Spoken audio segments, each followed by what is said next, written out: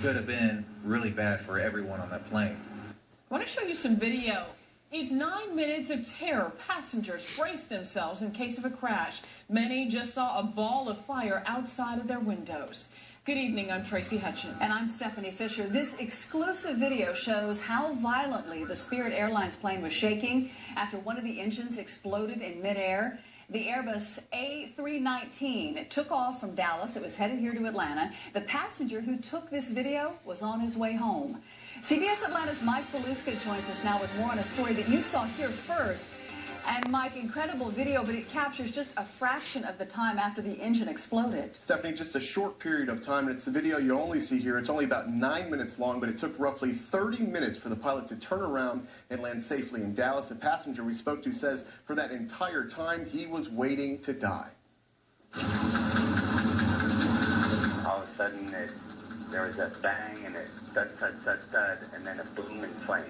Randy Bryan tells us over the phone that he took this video from his seat, 9C, as the Spirit Airlines jet prepared for an emergency landing in Dallas. All right, folks, landing gears down. We should be on the ground very shortly. We do need you in your brace positions. Bryan says the explosion happened about 20 minutes after takeoff, then the cabin filled with smoke.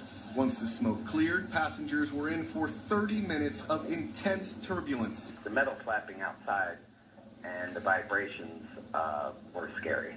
That was the scary part. The video shows some passengers in the brace position, others praying. Bryan texted his wife. The plane is crashing. I love you.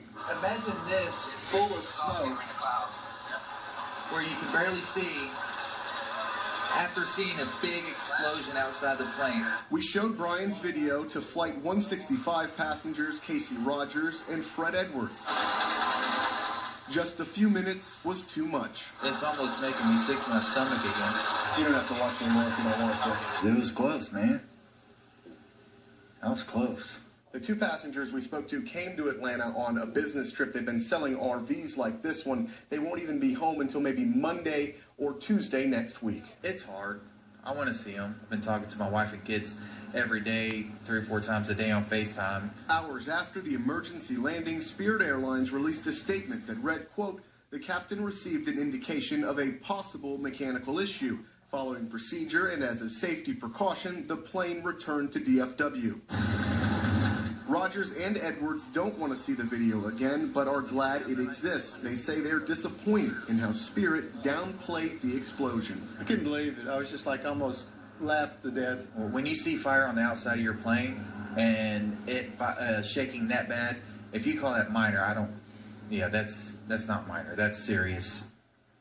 And both men say they will never fly Spirit again. The NTSB is investigating, and we have posted the entire 8-minute video on our website, cbsatlanta.com. You can just click under web links. Now an update to a story that you saw